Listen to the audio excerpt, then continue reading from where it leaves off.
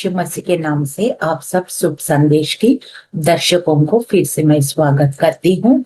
धन्यवाद करती हूँ परमेश्वर ने हम सब की जिंदगी में एक और दिन जोड़ा है ताकि हम यीशु मसीह के चरणों में कुछ समय पवित्र शास्त्र बाइबल से हम कुछ बातें हम सीख सके, समझ सके, अमल करके उनकी आशीषों का हम वारिस बन सके। छोटी सी प्रार्थना के साथ इस कार्यक्रम को हम आरंभ करेंगे। धन्यवाद महान सामर्थी पिता, राजाओं का राजा, प्रभुओं का प्रभु, ईश्वरों का ईश्वर, पूरा ब्रह्मांड को रचने वाला, नियंत्रण रखने वाला परमेश्वर। आपका वचन बताता है साम 119 वर्स 89 में ऐसे लिखा है, यहोवा तेरे वचन आकाश में सदा तक स्थिर रहता है। साम 119 वर्स 130 भजन संहिता 119 और 130। तेरे बातों के खुलने से प्रकाश होता है, उसे भोले लोग समझ प्राप्त करते हैं। हाँ प्रभु यीशु, आपका भेद हमारे लिए खोल दीजिए प्रभु, ताकि उस प्रकाशन को हम पाए यीशु, और उस प्रकाशन में हम चले प्रभु यीशु, और प्रभु हम आपका समझ को हम प्राप्त कर सके प्रभु यीशु। जो इस जीवन के लिए जरूरत है, दोनों का प्रकाश हम पाके प्रभु यीशु, और उस प्रकाश में मसीह का देह चलने के लिए आप मदद और सहायता कीजिए। सारा आदर, सारी महिमा, सारी प्रशंसा तुझे मिले। हम घटे आप बड़े, यीशु मसीह के जीवित और सामर्थी नाम में इस प्रार्थना को हम मांगते हैं। सुनिए, ग्रहण कीजिए परम पिता। आमीन आमीन आमीन। जो विषय लिया है, Peter's deliverance from the prison. पतरस बंदी गृह से छुटकारा कैसे पाया, इस विषय में आज हम देखेंगे। प्रेरितों का काम 12 अध्याय 1 से 10 लिया है। इस समय ध्यान से हम देखेंगे। प्रेरितों का काम 12 अध्याय 1 से मैं 10 लिया है। उसी समय के आसपास राजा हेरोदोस ने कलीसिया के कुछ सदस्यों को सताना प्रारंभ कर दिया। The background of the story is persecution, time of persecution. Matthew, Mark, Luke and John. मत्ती, मरकुस, लूका, यूहन्ना, ये चारों जो है उसको गॉस्पेल्स बोलते हैं, और इसको यीशु मसीह का लाइफ के बारे में लिखा है। यीशु मसीह का जो जीवित चरित्र उसके बारे में लिखा है, जो उनका पैदाइश कैसे हुआ, उनका सेवकाई, उनका जो क्रूसिफिक्शन और उनकी रिजरेक्शन, और उनकी 40 दिन आना जाना दिखाना, और फिर स्वर्गारोहण। स्वर्गारोहण एक्स चैप्टर से शुरू होता है। तो इस तरह से हमें यीशु मसीह का जीवित चरित्र के बाद यीशु मसीह ने आखिरी उपदेश जो दिया, ये कह के चले गए कि उसने कहा कि मैं जा रहा तो मैं तुम्हें अनाथ नहीं छोड़ूंगा, एक मददगार भेजूंगा जो पवित्र आत्मा है, और वो पवित्र आत्मा आपको हर बात में सहायता करेगा। जैसे John chapter 14:26, John chapter 16 verse 13, John chapter 14, 15, 16, ये तीनों चैप्टर्स अगर पढ़ेंगे तो वहां पे ज्यादातर पवित्र आत्मा कैसे हमें मदद करता है, क्या क्या मदद करता है, ये सारे जिक्र यूहन्ना 14, 15, 16 अध्याय में आपको मिलेगा। और उसी प्रकार से चेलों ने फिर यीशु मसीह का आदेश पालन किया, और फिर 10 दिन लगातार पवित्र आत्मा के इंतजार के लिए वेट किया, टैरी मीटिंग किया। और फिर हम देखते हैं प्रेरितों का दूसरा अध्याय में किस तरह से पेंतिकोस का अग्नि का अभिषेक हुआ चेलों के ऊपर, और फिर वो वैसे नहीं रहा, वो शरीर का लोग फिर नहीं रहा, वो पवित्र आत्मा से भरे हुए एक आग की मशाल की तरह वो काम करने लगे। वही जो प्रेरितों का 1 और 8 में लिखा है, तो उस डुनामिस पावर, मतलब dynamite, power of A dynamite. जैसे डायनामाइट क्या करता है, एक पहाड़ों को चूर चूर करता है, ऐसे पावर को तू रखोगे और फिर तुम मेरी गवाह बनोगे। यरूशलेम में, यूदिया, समारिया, दुनिया की छोर तक तू मेरी गवाह बनोगे। सचमुच में अग्नि का अभिषेक जब उतरा, सच में ऐसे ही हुआ। लोग पवित्र आत्मा का अग्नि से भरे हुए यीशु मसीह का काम को आगे बढ़ा रहे थे। और फिर सताव भी साथ साथ आया है। और फिर कलीसिया जो है तितर बितर होने लगा। दे वर scattered, but they gospel is only multiplied but not reduced. ये तितर बितर तो जरूर हुआ है। वो तितर बितर होना भी परमेश्वर की योजना के अंदर था, ताकि जो गॉस्पल जो है, सुसमाचार जो है, पूरा दुनिया में इसी वजह से फैल गया है। नहीं तो हो सकता है एक ही जगह में वो सुसमाचार फैलता, एक ही जगह में शायद रिवाइवल होता।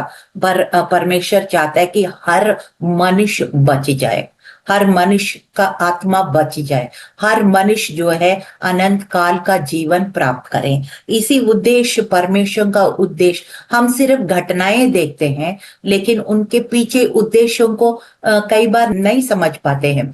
लेकिन परमेश्वर जो है, he knows the bigger picture, he knows the end from the beginning. So that is why whether we understand, whether we don't understand, still we have to be under his control, under his submission, and trust him and obey him. ये परमेश्वर की इच्छा और योजना है, क्योंकि वो जानते हैं हम माँ के गर्भ से पहले ही, दुनिया की बुनियाद से पहले ही परमेश्वर ने हमको चुन रखा है। सब कुछ वो ब्लू प्रिंट बना चुका है, और उस ब्लू प्रिंट के अनुसार ही सारे घटना होते जाते हैं।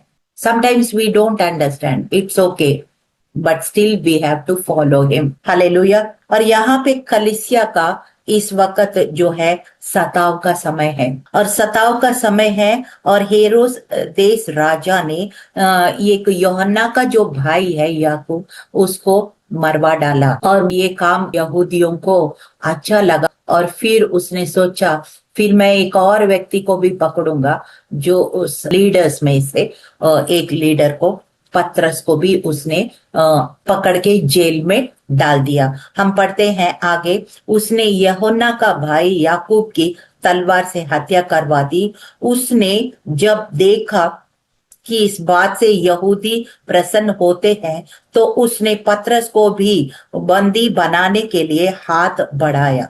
ये बिना खमीर की रोटी का उत्सव के दिनों की बात है। This is the time of unleavened bread, मतलब अखमरी रोटी का पर्व, यानी कि पास ओवर। जब यावे परमेश्वर ने बोला तुम मेमने के काट के उस लहू को दरवाजा में लगा देना, ताकि जब पहलौठा को मारने के लिए परी आएगा तो वो उस लहू को देके लांग करके जाएगा। सो उस समय सच में जहां जितने इजरायली घर है उसमें एक मक्खी भी नहीं मरा, एक चींटी भी नहीं मरा, लेकिन हर एक इस वो मिस्र का घर में, including Pharaoh son, the first born was killed, पहलौठा मर गया। इन दिनों का समय था, सीजन था। और फिर हमें ये नहीं पता पतरस कितना दिन तक, हफ्ते हो सकता है, 10 दिन हो सकता है, एग्जैक्टली कितना दिन रखा गया जेल में हमें नहीं मालूम। लेकिन उसने ऐसे प्लान किया था कि जैसे ईस्टर आता है, रिजरेक्शन, उस दिन के बाद इनका सारे पर्व खत्म हो जाएंगे, और फिर उसको बाहर निकाल के उनको मरवा डालेंगे। ये प्लान करके हेरोदेस ने पतरस को बंदी गृह में रखवाया। 4वां पद पढ़ रही हूं। हेरोदेस ने पतरस को पकड़कर जेल में डाल दिया। उसे 4-4 सैनिकों की 4-4 पतियों के पहरे के हवाले कर दिया गया। प्रयोजन ये था कि उस पर मुकदमा चलाने के लिए पसह पर्व के बाद उसे लोगों के सामने बाहर लाया जाए। This is the plan of Herod. So पतरस को जेल में रोके रखा गया। उधर कलीसिया हृदय से उसके लिए परमेश्वर से प्रार्थना करती रही। यू नो, इंग्लिश में ऐसे लिखा है, Acts chapter 12 verse 5, Peter therefore was kept in prison, but prayer was made earnestly of the church unto God for him. यहाँ पे एक छोटा सा बट, BUT बट, हिंदी में एक ही अक्षर है, सो, शायद सो। ये जो बट है, it is very important. You know, the devil will do what he can do, but God will do what man cannot do, what the devil cannot understand. जो शैतान जो समझ नहीं पाता है और मनुष्य जो कर नहीं पाता है, वो परमेश्वर फिर करेगा। ये बट का यही मतलब है यहाँ पे। और हम लगातार प्रार्थना करना है, कलीसिया लगातार प्रार्थना कर रहे हैं, और प्रार्थना में शक्ति है। जब प्रार्थना लगातार, प्रार्थना की आग को रिलीज करते हैं, तो परमेश्वर, with God will step in. When God will step in, no demon can withstand. कोई दुष्ट आत्मा फिर रुक नहीं पाएगा, वो प्रबल नहीं हो सकता। क्योंकि मत्ती 16:18 में क्या लिखा है, मैं अपना कलीसिया बनाता हूं, अधलों का फाटक प्रबल नहीं होगा। यहाँ पे ये सो, जो हिंदी में सो एक ही अक्षर है, और इंग्लिश में जो बट है, मैं उसका एक और वचन आपके सामने पढ़ना चाहती हूँ। हेरोदेस ने सोचा कि मैं तो पावर में हूँ, पूरा दुनिया में उस समय Roman empire, when Jesus was on this earth, जब यीशु मसीह पृथ्वी में थे, उस समय रोमन एम्पायर था। आपको याद है जब डैनियल का किताब में 2 अध्याय में जो दर्शन के राजा को दर्शन मिला, वो मूर्ति के सामने, वो सारे किंगडम्स थे। पहला बैबिलोनियन किंगडम, फिर पर्शियंस एंड मीडीज एंड फिर ग्रीस एंड फिर Romans, and then now we are in Gentiles time. अभी हम अन्य जाति के समय में है। तो यहाँ पे जो Roman emperor, he know nothing about Jewish people, not so much. लेकिन उसको ये लगा, अगर याकूब को मारा तो ये लोग खुश हो गए, तो इनको और खुश कराता हूँ और अपना पावर दिखाता हूँ। यही सोच के उसने पतरस को बंदी गृह में डाला था। और वहां पे लिखा है, when Peter was arrested and kept in the prison, but the church was praying earnestly. लगातार कलीसिया लौ लगा के, एक मन होके, एकजुट होके प्रार्थना कर रहे हैं। और यहाँ पे but prayer was going on. और यहाँ पे एक और बट को मैं आपके सामने दिखाना चाहती हूँ।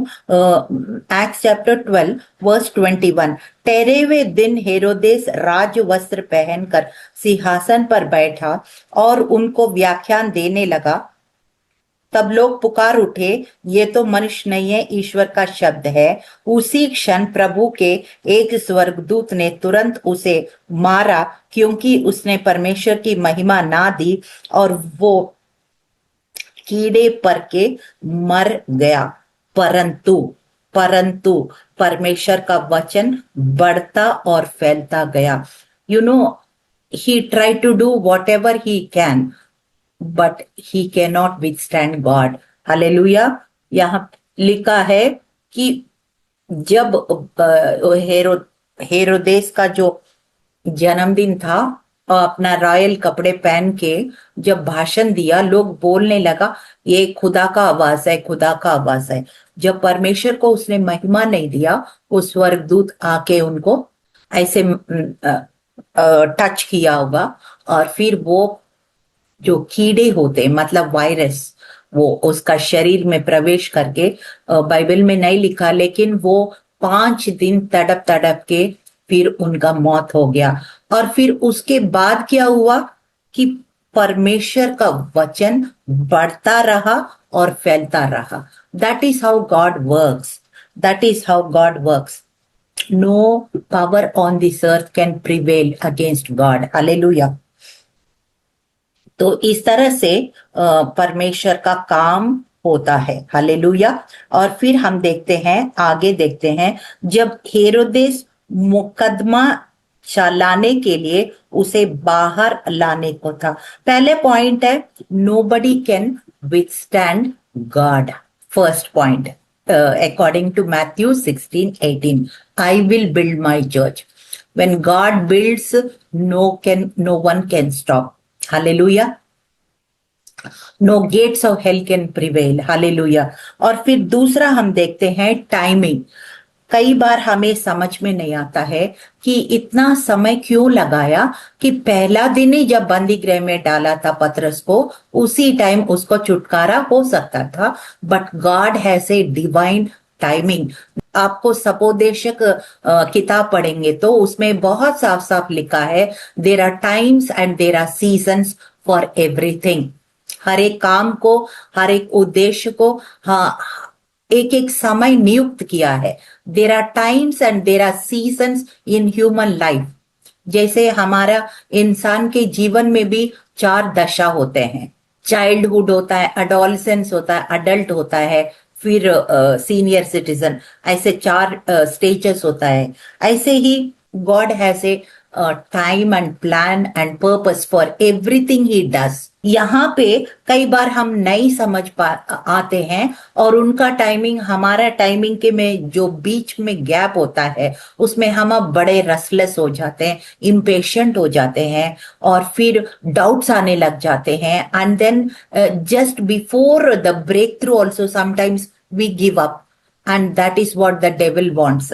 पर ऐसे नहीं करना है कि हम धीरज से बाट जोना है, प्रतिज्ञा का बाट जोना है और परमेश्वर ने बोला है तो वो करेंगे, जरूर करेंगे। अपनी समय पे अपनी इच्छा और अपनी योजना के अनुसार करेंगे।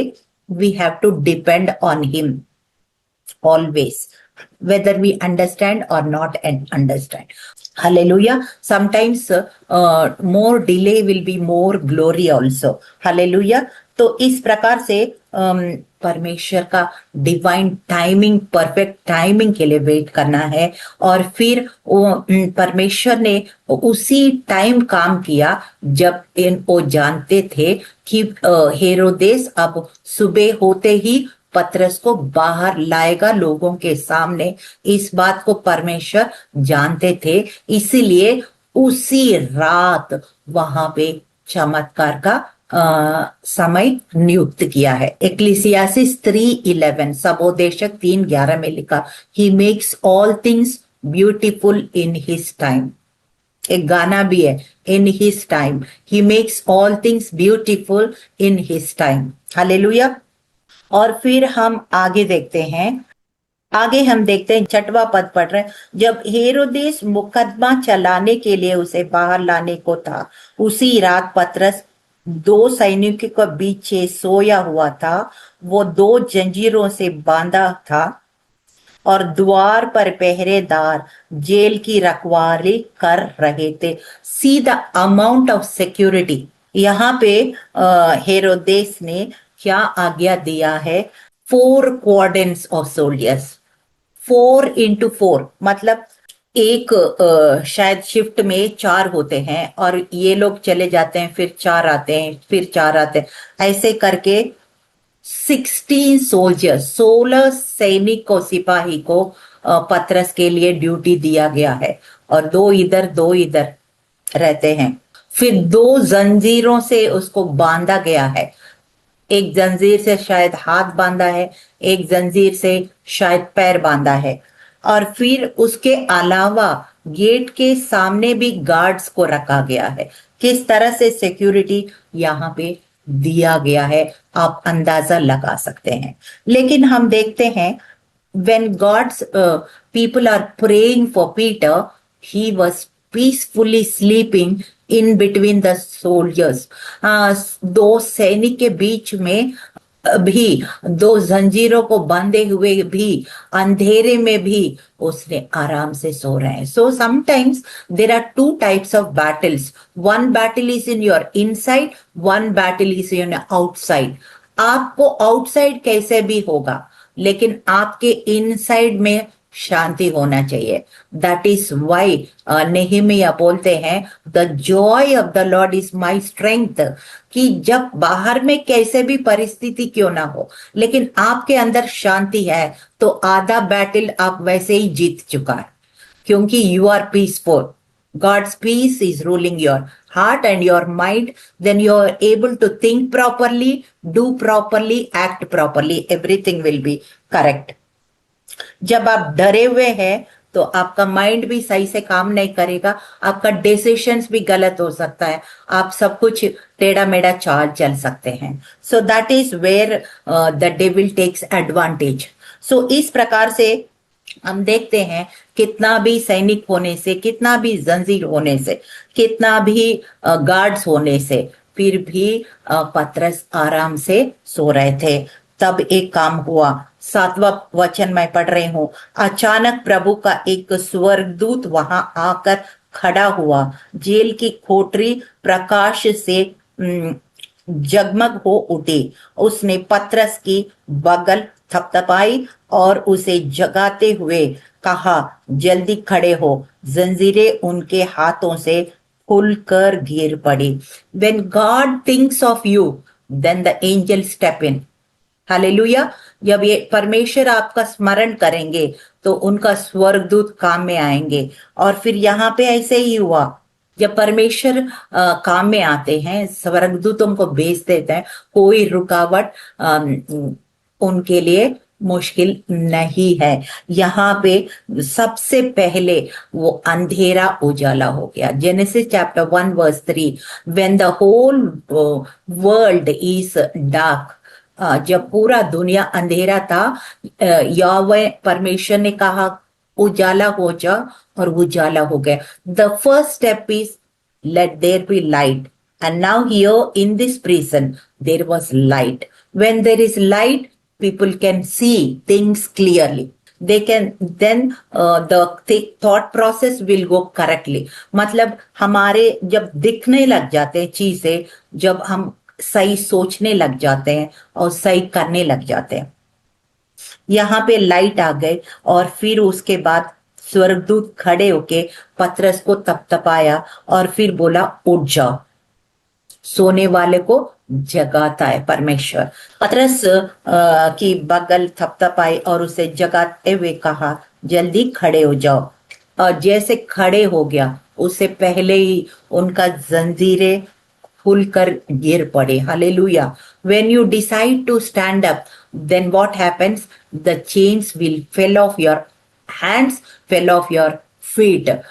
जब उसने पतरस ने निर्णय किया खड़े होने के लिए, तभी उसी टाइम उनका हाथ का जंजीरें खुल गए और उसका पैर की जंजीरें भी खुल गए और वो खड़े होने के लिए लायक बन गया था। तब उसने 8वां पद हम पढ़ते, तब स्वर्गदूत ने उसे आदेश दिया, तैयार हो और अपनी चप्पल पहन ले। सो पतरस ने वैसे ही किया। स्वर्गदूत ने उसे फिर कहा, अपना चोगा पहन ले और मेरे पीछे चला आ। So after we stand up, then we need some more preparation to equip ourselves. पैरों में जूता पहनना है, शरीर में कपड़ा बांधना है और बाहर जाने का तैयार होना है, काम करने का तैयार होना है। हालेलुया। सो चमत्कार के लिए तैयार होना है। हालेलुया। तो यहाँ पे चमत्कार के लिए स्वर्गदूत पतरस को तैयार कर रहा था। और फिर हम देखते हैं, फिर उसके पीछे पीछे पतरस बाहर निकल आया। वो समझ नहीं पाया कि स्वर्गदूत जो कुछ कर रहा था वो तटस्थ था। उसने सोचा कि कोई दर्शन देख रहा। It's all looks like a dream. And then when he was going behind the angel, स्वर्गदूत के पीछे चल रहे तो सब कुछ ऐसा लग रहा था कोई ड्रीम में चल रहा है। और फिर उसके 10वां पद पढ़ते, पहले और दूसरे पहरेदार को छोड़कर आगे बढ़ते हुए वो लोहे के उस फाटक पर आ पहुंचे जो नगर की ओर जाता था। वो उनके लिए आप से आप खुल गया और वे बाहर निकल गए वे अभी गली पर ही गए थे, वो स्वर्गदूत अचानक उसे छोड़ दिया। सो लास्ट में हम देखते हैं एक गेट जो प्रिजन डोर था, और एक प्रिजन डोर तो खड़े होते ही वहां गेट के पास खड़े होते ही वो गेट खुल गया है। And there was a middle gate, बीच में भी एक और गेट था, वहां पहुंचते ही वो गेट भी खुल गया है। और फिर तीसरा गेट जो सबसे बड़ा मुख्य गेट है, और वो बहुत तगड़ा गेट भी, maybe it is very strong iron gate with a big lock maybe, लेकिन जैसे वो उस गेट के पास भी आए थे तो वो आसानी से खुल गया, और जो वो गेट खुलते ही वो शहर को पहुंच जाता है। You know that the most difficult gate was opened and the angel disappeared. Why did the angel disappear so instantly? जो पतरस अब अपने आप चल सकते हैं, अब कोई गेट नहीं है, कोई जंजीर नहीं है, कोई गार्ड्स नहीं है, कोई सोल्जर्स नहीं है, इसलिए वहीं तक की था वो फरिश्ते का ड्यूटी। और जैसे वो उस शहर में प्रवेश करते हुए एंजल वहां से डिसअपियर हो गया, गायब हो गया। So we have to simply obediently follow God. If we don't follow God, then if we complain and murmuring, then our journey becomes more complicated, more difficult, more hard for us. जैसे इजरायलियों को 40 दिन का journey था, लेकिन 40 साल बन गया। एक दिन का complaining, murmuring एक साल बन गया। When you have favor of God, God will send his angels to rescue, to help you, to deliver you, to protect you in all ways. Hallelujah. हाँ, हर मुसीबत से हमें, हर बंदी गृह से, आप बोल सकते हैं मैं कोई प्रिजन में नहीं हूँ, हो सकता है आपका कोई कोई आपका कर्जा आपका प्रिजन बन गया हो, कोई कोर्ट केस आपका प्रिजन बन गया हो। There are some prisons visible, there are some prisons invisible, but God can deliver you from every kind of prison. Hallelujah.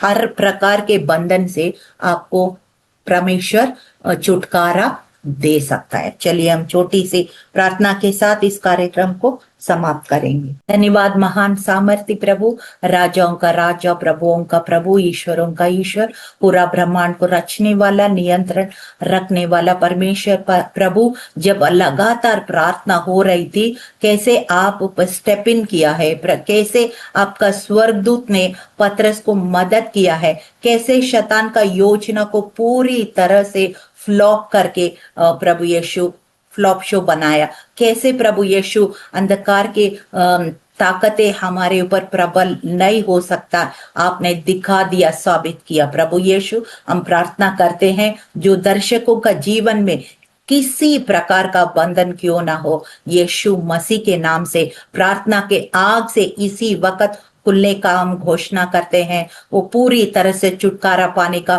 घोषणा करते हैं, क्योंकि अय्यूब 19 और 25 में लिखा है, हमारा छुड़ाने वाला जीवित है, सच्चा है। दूसरा कोरिन्थियों 1:20 में लिखा है, हर एक वायदा हाँ और आमीन के साथ हमारे जीवन में पूरा होता है। यीशु, आप कोई मनुष्य नहीं कि झूठ बोले, आप कोई मनुष्य नहीं कि प्रभु हमें वादा किया हम पीछे मुड़ गया। प्रभु, आप जो कहता है वो करते भी है। प्रभु यीशु, हम पूरी तरह से आपके ऊपर भरोसा रखते हैं। प्रभु, धन्यवाद करते हैं, आप हमारे जीवन में है, इसके लिए हम कोटि कोटि धन्यवाद करते हैं।